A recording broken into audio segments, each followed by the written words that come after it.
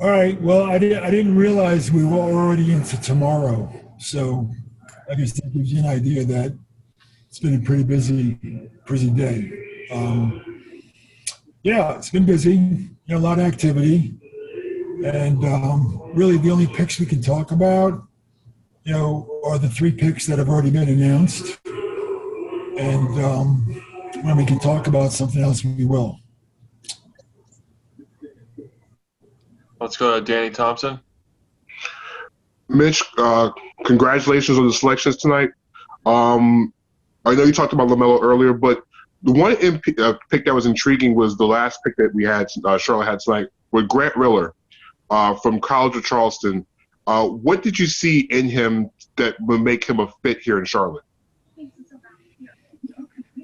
Well, at the number 56 pick, you're hoping to get a player that maybe was overlooked by everybody else.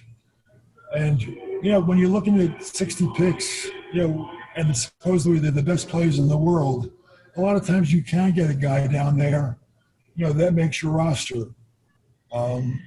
Most of the time, you're hopeful that he has the ability and some potential to make your roster one day.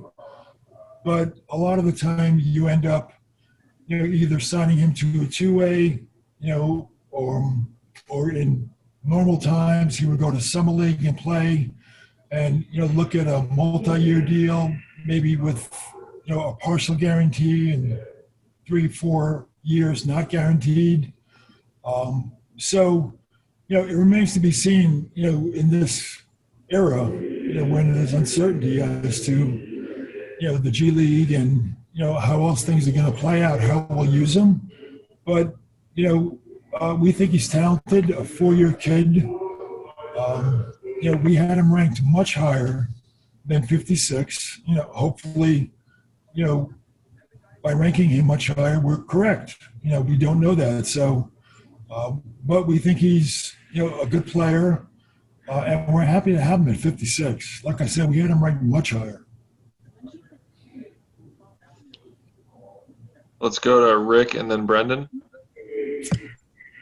Hey, Mitch, with where you're at right now and knowing that you're going into the free agency period on Friday, do you have any particular priorities as far as anything you need to address regarding the roster?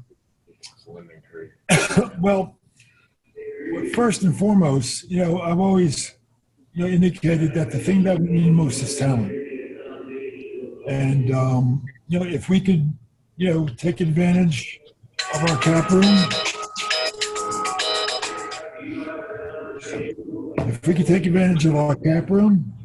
and, add a significant level of a talented player, then that would be something that we would look to do. The other thing I think we could use, we're very young, and we've got veterans, but I still think that we're a young team.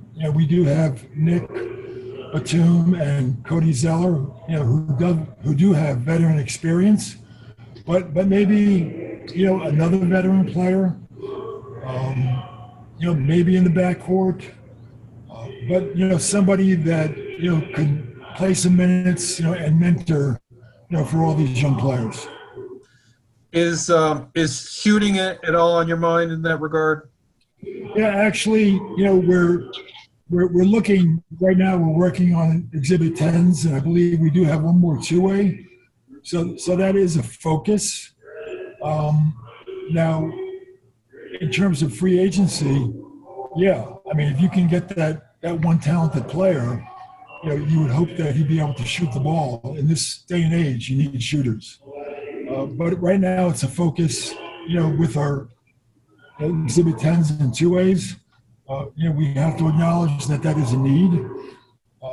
But what you're talking about is the roster, and we do have 2 spots open. We do have cap room. We would hope if we do find a player that's a skill that player would have. Thanks. Let's go to Brendan Marks.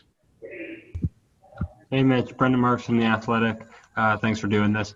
I wanted to ask you about Vernon Carey and what you saw in him that made him such an attractive prospect, and I know that since the end of the college season, he's lost a significant amount of weight, been working a lot on his shooting and lateral quickness. How do you see his game fitting in at the next level?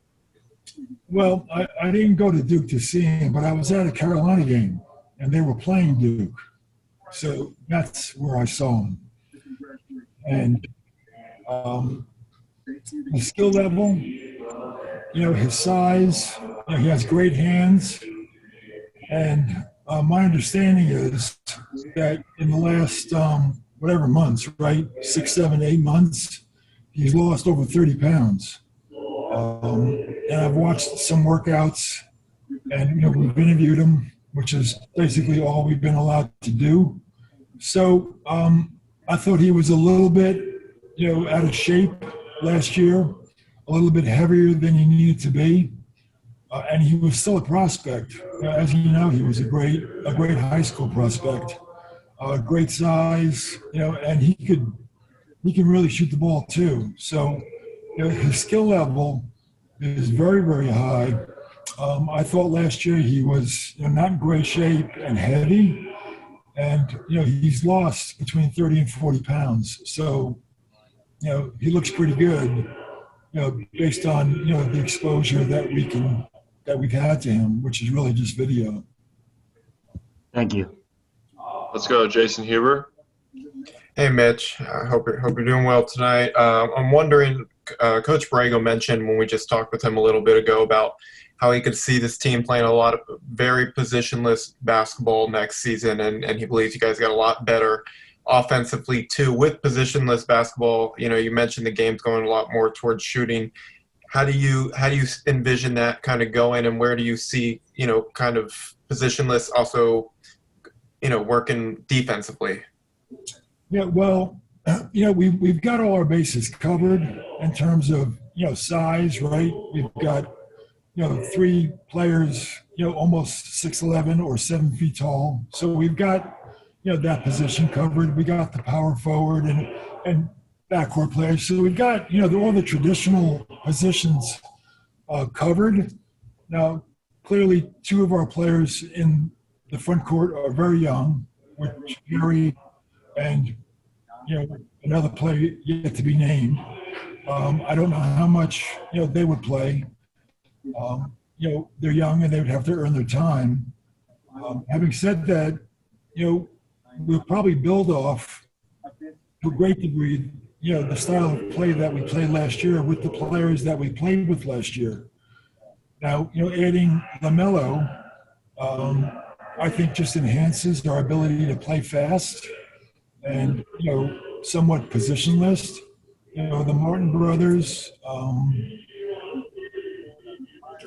Miles and PJ, they're all pretty versatile. So I would expect, that we would continue to play the same way. And you do need size in this league still, but they're young. And I think, at least today, Cody Zeller is going to be, an important veteran for us this year. Danny Thompson. Mitch, a follow-up on LaMelo. I asked Coach Brago, I talked about how it's good to have a guy that played professionally before coming into the NBA.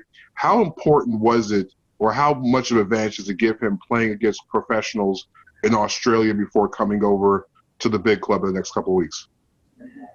Well, I mean, it is important. I mean, a lot of times, I remember when the early entry rules allowed high school players, right, come into the draft right out of high school. And I would go to high school gyms and I would watch, a prospect who's 17 years old, playing in a game against, 15 and 16-year-old players.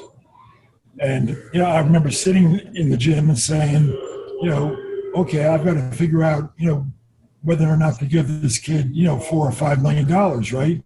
And he's playing against, he's clearly the best player on the court, and he's playing against either guys his age, or sophomores or juniors in high school. So, the fact that, at 18 or 17, And I'm not even sure he turned 19 when he was in Australia. He might have just been 18. To play against, grown men in Lithuania and in Australia, that tells you something. Because those guys, it's not like it's a pickup game. They're all playing for money. They want to win a spot. They want to win a game. So they're playing for real. And you're talking about guys anywhere from 22 to 38 years old. So, it tells you something. It gives you an indication to some degree that he can compete and that he can hold on his own against, grown men, which is what he's going to be facing in the NBA. Now, I'm not saying that the league in Lithuania and the league in Australia is the same as the NBA, because clearly it's not. But it's a lot better than watching him against, a high school, team or whatever else there is out there. It gives you a good feel. But that's not the reason why we drafted him. We drafted him because of his, athleticism, his size, his skill, his vision, the way he wants to play the game, his love for the game. All those things were factors. Let's get one more question from Rick and wrap up there. Hey, Mitch, have you made any decision yet on whether Dwayne Bacon gets a qualifying offer? No, we haven't. And when we do, we'll notify, Dwayne and his agent, and then we'll notify the press. There is a date that has to be done, and it's coming up very quickly. So we hope to have that information out in the next day or two.